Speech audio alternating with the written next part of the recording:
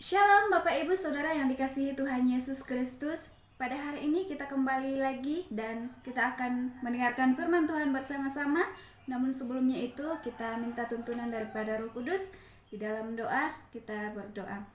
Tuhan, terima kasih buat hari ini. Kami akan kembali membaca dan merenungkan firman Tuhan. Urapi kami dengan kuasa Roh Kudus-Mu sehingga firman-Mu dapat kami pahami dengan baik. Terima kasih Tuhan Yesus, berfirmanlah kepada kami siap mendengarnya. Di dalam nama Tuhan Yesus, haleluya, amin. Bapak Ibu Saudara, hari ini kita akan kembali mendengarkan firman Tuhan di bawah satu judul, yaitu healing. Zaman sekarang, kita sering kali mendengarkan kata healing. Bahkan di kalangan anak muda, selalu mengatakan healing, waktunya healing, butuh healing. Nah, healing ini sendiri artinya penyembuhan, dimana seharian mungkin atau berminggu-minggu lalu, berbulan-bulan lalu kita mengalami yang namanya stres, sehingga kita membutuhkan namanya penyembuhan diri kita, self healing. Nah, bahkan tidak jarang kita lihat di postingan-postingan TikTok, Instagram itu menggunakan kata healing atau menyembuhkan dirinya sendiri. Nah, Bapak Ibu Saudara, di dalam Matius 11 ayat yang ke-28 dikatakan, "Datanglah kepadaku, kamu semua yang lelah dan berbeban berat.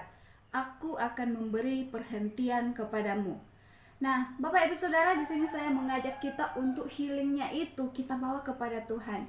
Kalau berbicara tentang healing, banyak yang menanggapi bahwa healing harus liburan, harus ke pantai, ke gunung, atau ke tempat-tempat yang sepi.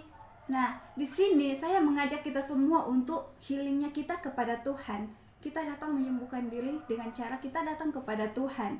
Nah, Bapak Ibu Saudara, ada sebuah perumpamaan tentang sebuah tanaman kecil yang ditaruh di dalam pot. Namun pengganti tanahnya itu adalah kapas.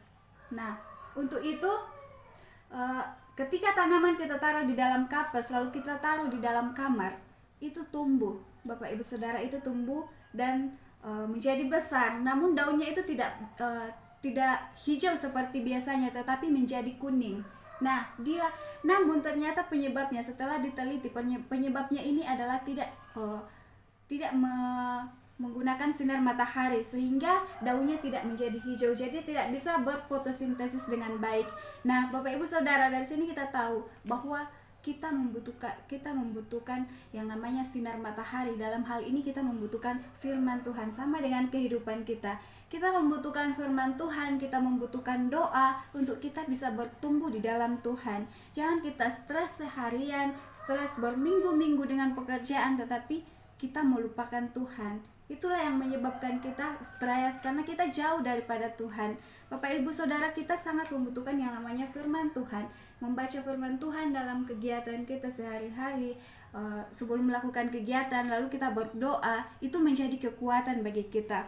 Nah, Bapak Ibu Saudara, di sini saya ada 3 poin, ada 3 hal yang Yesus lakukan sehingga menjadi tempat healing terbaik. Nah, dari tadi saya mengajak Bapak Ibu Saudara untuk kita healingnya kepada Tuhan. Lalu di sini dikatakan ada 3 hal yang Yesus lakukan sehingga menjadi tempat healing terbaik. Yang pertama, Bapak Ibu, di ayatnya yang ke-28 tadi, di Matius 11 ayat 28, dikatakan dia mengundang kita. Perlu kita garis bawahi bahwa datanglah kepadaku. Nah, di situ Tuhan Yesus sendiri yang mengundang kita. Kita tidak serta-merta datang kepada Tuhan, tetapi dia sudah mengundang kita. Dia katakan, datanglah kepadaku. Jadi dia memanggil kita. Jadi kita tidak perlu sungkan, Tuhan sudah memanggil kita. Dia memanggil kita untuk kita datang kepadanya, untuk kita bersama menikmati hadirat Tuhan di dalam kehidupan kita. Jadi kita tidak perlu takut lagi, kita tidak perlu stres lagi, karena ketika kita bersama dengan Tuhan, itu kita mengalami yang namanya ketenangan. Bapak Ibu dan saudaraku yang dikasihi Tuhan, pada poin yang kedua yang dilakukan Tuhan Yesus yaitu bersikap adil. Dikatakan ayat selanjutnya di Matius 11 ayat 28 bahwa kamu semua yang lelah dan berbeban berat. Tuhan tidak mengatakan bahwa kamu satu orang, kamu seorang diri datang kepadaku, tetapi Tuhan mengatakan bahwa kamu semua, artinya semua yang lelah dan berbeban berat.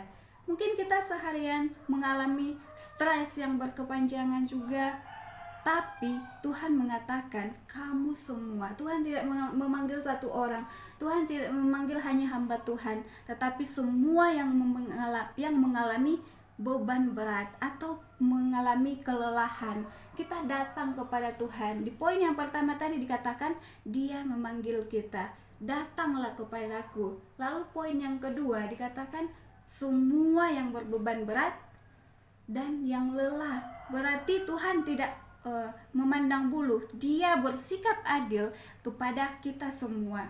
Tidak perlu kita takut bahwa Tuhan tidak memanggil saya, Tuhan tidak berkenan kepada saya. Tuhan sudah mengatakan semua yang lelah itu Tuhan yang mau. Kita datang kepada Dia. Pada poin yang ketiga, Bapak Ibu Saudara yang dikasihi Tuhan, dikatakan Matius 11 ayat 28 pada ayat selanjutnya, yaitu aku akan memberi perhentian kepadamu. Bapak Ibu Saudara, pada poin yang ketiga ini saya memberikan poin memberikan ketenangan. Tuhan memberikan ketenangan kepada kita.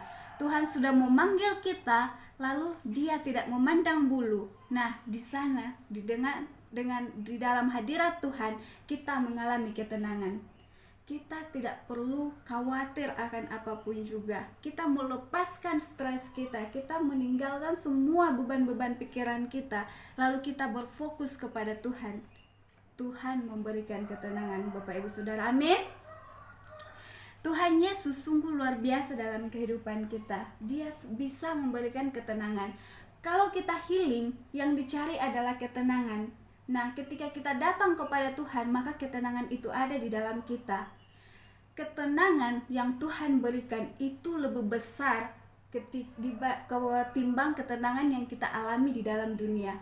Kita mungkin tenang ketika kita berliburan atau kita berfoya-foya menghabiskan berbagai macam segala sesuatu, kita menghabiskan uang, kita menghabiskan waktu. Tetapi ketika kita datang kepada Tuhan, kita hanya butuh waktu dengan Tuhan. Lalu kita datang kepada Tuhan, Tuhan bisa menyembuhkan kita. Kita bisa mendapatkan ketenangan yang kita cari. Kita healingnya kepada Tuhan, maka Tuhan memberikan ketenangan kepada kita. Amin, Bapak Ibu Saudara. Puji Tuhan, hari ini kita belajar 3 hal yang Yesus lakukan sehingga menjadi healing terbaik di dalam hidup kita. Yaitu yang pertama tadi, yaitu Dia mengundang kita. Yesus mengatakan, sekali lagi saya ulang, bahwa Yesus mengatakan datanglah kepadaku. Jadi Dia sudah mengundang kita. Lalu yang kedua, Dia bersikap adil, tidak memandang bulu. Jadi karena Dia mengatakan bahwa semua yang lelah dan berbeban berat. Lalu poin yang ketiga, yaitu memberikan ketenangan. Ayat selanjutnya dikatakan kalimat selanjutnya dikatakan, aku akan memberikan perhentian kepadamu, memberikan kelegaan kepada kita. Jadi sekalipun kita tidak pergi healing, maksudnya kita tidak punya waktu untuk keluar jauh-jauh untuk cari liburan, untuk cari tempat yang baik untuk kita healing, kita sudah punya tempat healing terbaik, yaitu Tuhan Yesus Kristus. Amin, saudara. Puji Tuhan buat firman Tuhan hari ini sangat memberkati kita. Saya percaya bahwa apa yang telah kita dengarkan bisa kita pahami dengan baik dan terlebih menjadikan Tuhan sebagai tempat healing terbaik kita. Tuhan Yesus memberkati kita semua. Shalom.